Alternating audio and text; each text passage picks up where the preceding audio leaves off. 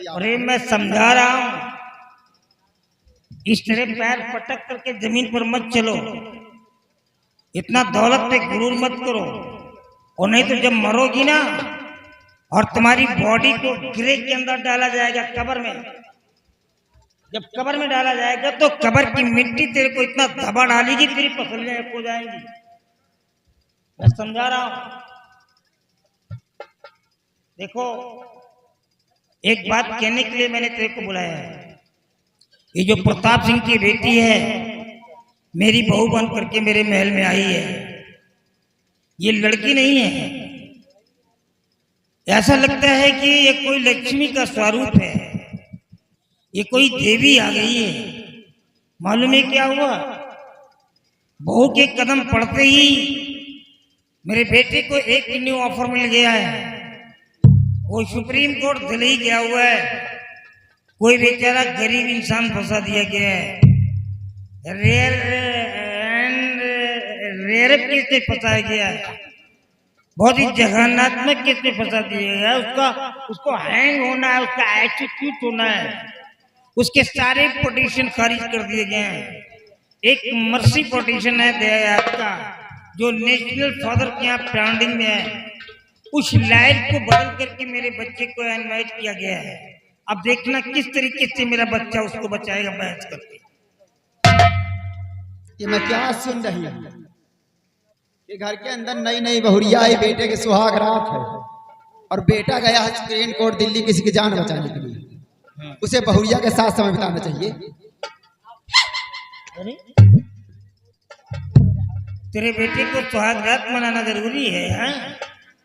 अगर कोई मरता है तो मर जाने दो, तेरे से क्या लेना देना है? तेरे नजरों में तो गरीबों की ना तो कोई इज्जत होती ना उनकी कोई जिंदगी होती है, ये तो सब रईसों की होती है। अरे ये दुनिया है, मरती जीती रहती है, किसको किसको बचाएगा? ठेका ले रखा मेरा बेटा बचाने का। अरे चुप हो जा, नालायक कहीं की। जरा सोचो मैं क्या गलत कहती हूँ। घर के अंदर नई नई बहुरिया आई है, बेटे के सुहाग रात है। अगर बेटा रात में बहुरिया के साथ में समय नहीं बिताएगा, हाँ, तो बहुरिया जाएगी अपने मायके, हाँ, सखियों सहेलियों से क्या बताएगी कि रात में दूल्हा भाग गया, रात में दूल्हा भाग गया। ये जब सांस लेती तो मैं कंफ्यूज हो जाता हूँ, पता नहीं इसके मुंह से हवा निकल रही है कहीं और से हवा निकल रही है, मैं यही नहीं समझ पाता हूँ। मतलब तेरे बेटे को सुहाग रात मनाना जरूरी है, इसका मतलब तो ये हुआ कि जब तू दुल्हन बन करके मेरे घर में आई है और यहाँ से वापस जब अपने मैके गई होगी तो सारे मोहल्ले में मिठाइयाँ बांटती रही होगी और लोगों से बताती रही कि राणा साहब ने रात में कौन कौन सा खेल मेरे साथ में खेला। धन्य हो सावित्री, धन्य हो। मैंने बहुत सारी औरतों को देखा, बेचारी अनपढ़ हैं, लेकिन तुझ जैसी घिरी हुई औरत आज तक मैंने कभी किसी को नहीं देखा। अगर एक बार समझ लेती तू जिसकी पत्नी है सारे प्रदेश के लोग उसको सलामी मारते हैं, तो शायद ऐसे गंदे अल्फाज बोलने की हिम्मत नहीं करती। मैं तुझसे बात करके अपनी जुबान गंदी नहीं करना चाहता हूँ। सुन मेरी बात को, मैं जा रहा हूँ तीर्थ यात्रा पर और मेरे जाने के बाद तुम अपना पूरा समय बहू के साथ में दोगे, कि बहू अकेली है और नई नवेली है, महल बड़ा है, तुम्हारा फर्ज बनता है कि तुम बहू के साथ में होगी, क्योंकि मंजीत है नहीं घर पे। स्वामी जी आप चिंता ना करें, वो बहू नहीं मेरी बेटी है और मैं इतना प्यार करूंगा उससे, इतना प्यार करूंगा, शायद जिंदगी में नहीं सोची होगी कि ऐसी सासू माँ मुझे मिलेगी। आपके आने के बाद कोई शिकवा शिकायत नहीं मिलेगा। ये जब भौहें मटका करके बोलती तो मैं खुद ही डर जाता हूँ कि पता नहीं मेरे को ये शहद चटा रही है या चूना चटा रही है। लेकिन तुम भी मेरे को जानती कि मैं कितना खतरनाक हूँ। मैं वो जहरीला सांप हूँ, अगर जरूरत पड़ जाती है तो जहर को पी लेता हूँ और वक्त आ जाए तो जहर को उगल भी देता हूँ। अगर आने के बाद कोई शिकायत मेरे को मिली तो ऐसा जहर उगल दूंगा, ये जो तुम्हारा क्या बोलते हैं ग्लो एंड ब्राइट फेस, ये जो तुम्हारा गोरा चिट्टा चेहरा है नहीं, ये बिल्कुल श्यामलता में बदल जाएगा, बिल्कुल ब्लैक हो जाएगा, काला हो जाएगा। ओके, शिकायत नहीं मिलना चाहिए।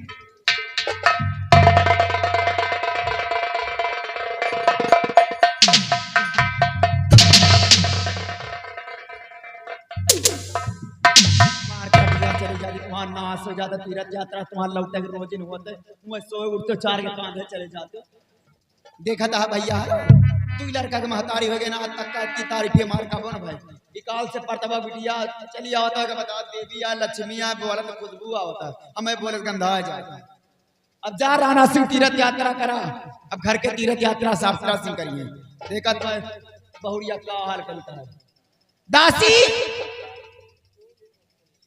दासी डंफा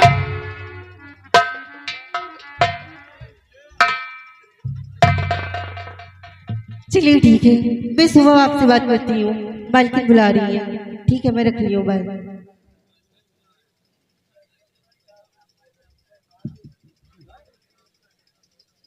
किसका फोन था मालकिन मेरे बॉयफ्रेंड का था। अच्छा हाँ मालकिन। शादी हो गई हाँ उम्र कितनी हो गई 18 साल की। 18 साल हाँ कितने दिन हुए शादी हो गए 1 साल तो हो ही गए। 1 साल हो गए 17 साल में शादी हो गई नहीं मालकिन ऐसी कोई बात नहीं है। हराम जादी सिंदूर दूसरे का नाम का भरती हो लौंडा दूसर फंसा दिया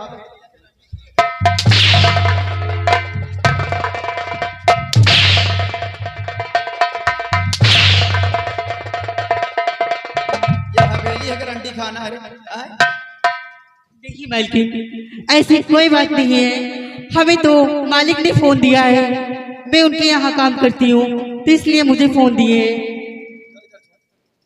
मालिक ने फोन दिया बताया कि लौंडा फंसाना नहीं मालकिन मैं उनके यहाँ काम करती हूँ तो इसीलिए मुझे दिए। हराम जादी जहाँ जाती हो गंधुआ के आती यहाँ तुम्हारे कौन कौन कौन रिश्तेदारी है क्या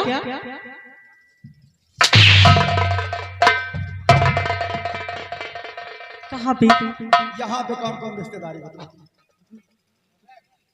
यहाँ पे मेरी बुआ का घर है।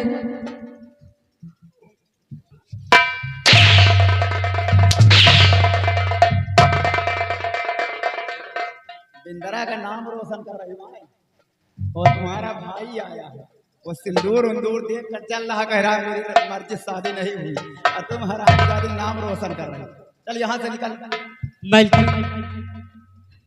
तो जाती हूँ अभी जा रही हूँ सुखलाल से भी बताती हूँ तुम्हारी शिकायत सुखलाल को बता देना लेकिन मेरी बात सुनो यहाँ से जाओ मेरी बहुरिया के बेडरूम में नहीं सच बोल के बताऊंगी मालिक बोल देना कि तुम्हारी सासू माया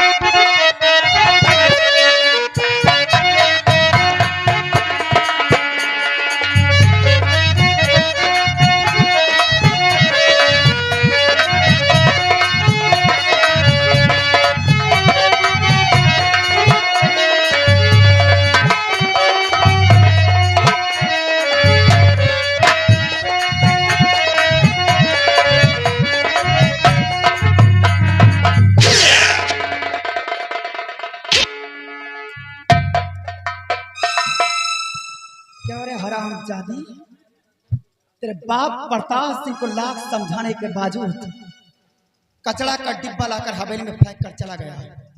उस हरामजादे की औकात क्या थी? एक बार अपनी औकात देख लिया होता, अपनी बिटिया का शादी करने का सपना यहाँ देख रहा था।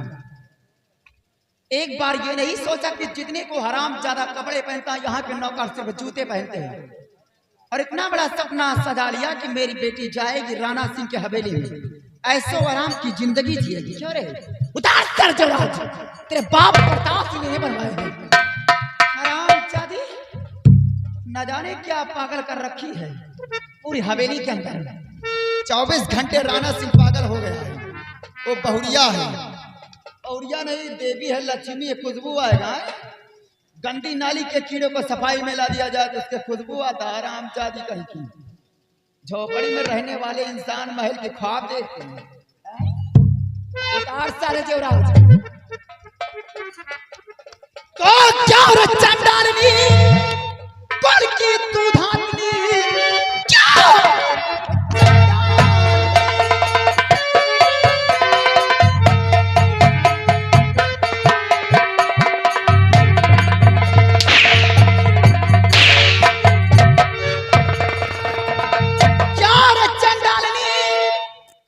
की तू धातनी आज मुझको सिखाने यहाँ आ गई मुझ खाने के काबिल न संसार में नष्ट परिवार करने यहाँ आ गई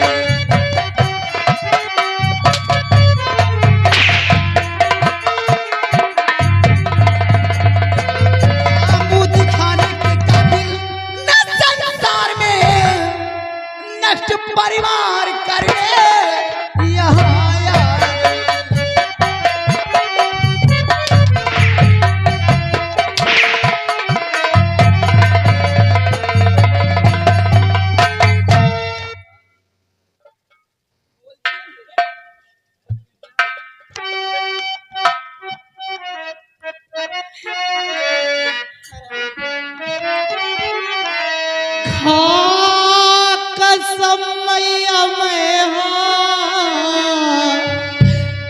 जोड़ू तेरे साफी सिंह के पास रहम की भीख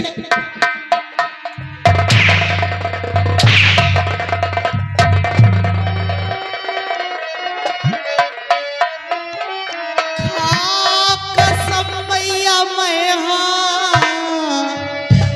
जोड़ू तेरे इस तरह सीतम मुझे कटाबो नहीं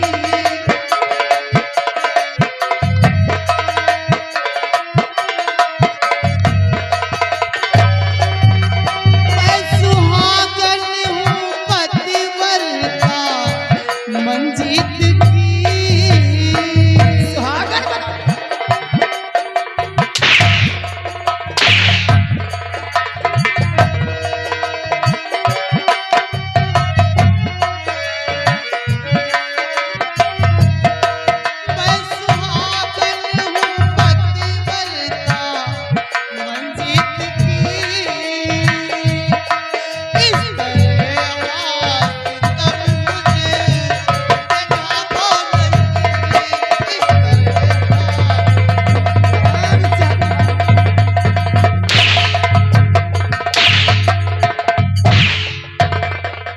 मेरे बेटे की शादी अगर मेरे बेटे की शादी कहीं और हुई होती तो दहेज से हवेली भर गई होती क्या लेकर आई है यही सूरत दिखलाने के लिए सावित्री सिंह को सूरत से प्यार नहीं दौलत चाहिए हरामजादे जिस दिन से हवेली के अंदर आई है जीना तो पार कर रखिए मेरा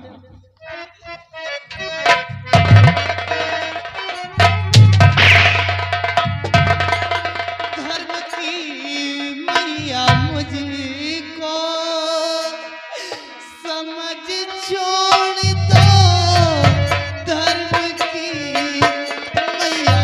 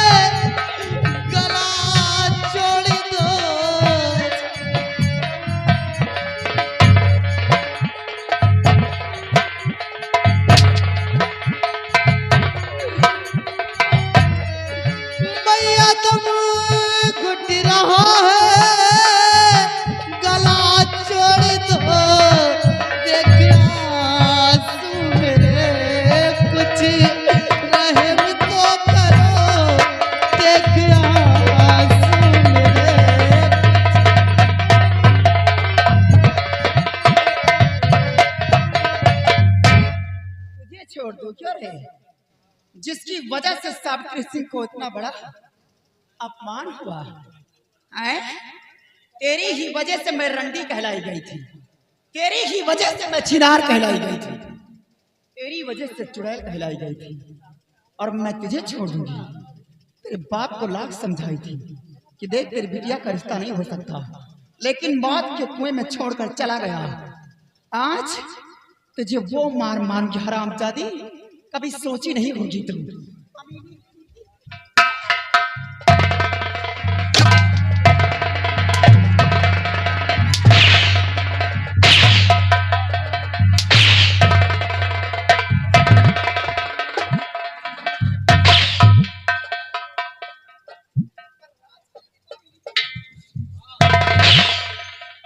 माँ, ये क्या कर रही हो तुम?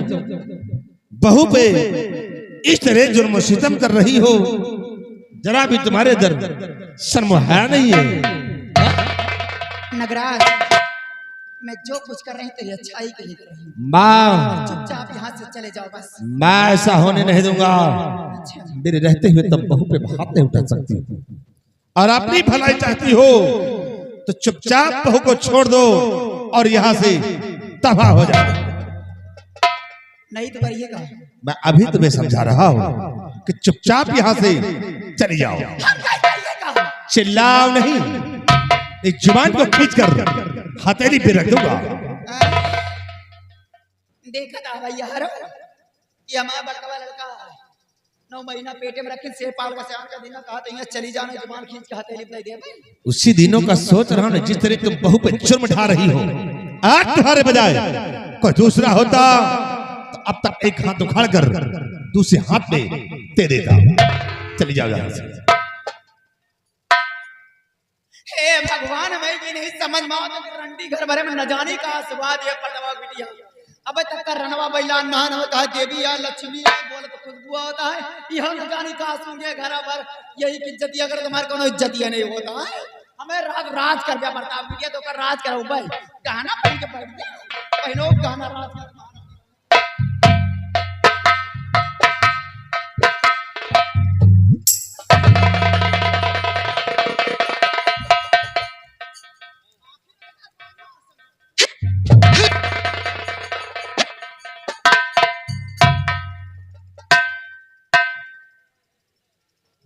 आज माँ को क्या हो गया? इस तरह बहू पे जुर्म ढा रही है। बहू उठो, बहू उठो, घबराओ नहीं, उठो। अब तुम्हारे ऊपर कोई जुर्म सितम नहीं होगा, घबराओ नहीं। अब तुम भैया, मैं आपका एहसान कभी नहीं भूलूंगी। अगर आप सही वक्त पर न आ जाते तो माँ तो मुझे जान से ही मार देती। घबराओ नहीं, इसमें एहसान की कोई बात नहीं। ये तो मेरा फर्ज था जो मैंने आके अदा किया है। लेकिन हाँ, अब तुम घबराओ नहीं, तुम्हारे पर अब कोई जुर्म सितम नहीं होगा। देखो ये माँ है, ज्यादा मैं कुछ कह भी नहीं सकता हूँ। इसे माँ की तरफ से मैं तुमसे खुद क्षमा मांगता हूँ कि माँ की गलतियों को माफ कर दो। नहीं भैया, ये आप क्या कर रहे हैं? क्यों आप मेरे सामने हाथ जोड़कर मुझे पाप का भागीदार बना रहे हैं? नहीं भैया, घबराओ, अब कुछ नहीं होगा। तुम सारी समस्या का समाधान अब हो जाएगा। देखो, मैं तुमसे एक बात कहना चाहता हूँ। अगर हमारी बात को बुरा ना मानो तो बात तुमसे कहूँ। क्या कहना चाहते हैं आप? देखो प्रिया,